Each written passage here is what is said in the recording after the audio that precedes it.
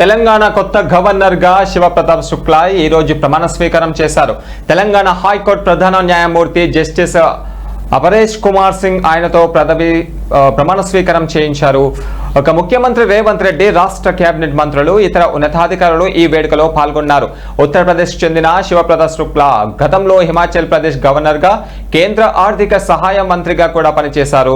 రాష్ట్రపతి ద్రౌపది ముర్ము గత వారం చేసిన గవర్నర్ల బదిలీలో భాగంగా ఆయన తెలంగాణకు నియమితులయ్యారు.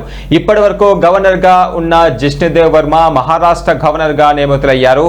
నిన్న హైదరాబాద్ కు చేరుకున్న శుక్లాకు శంషాబాద్ విమానాశ్రయంలో ముఖ్యమంత్రి రేవంత్ రెడ్డి ఘన స్వాగతం పలికారు.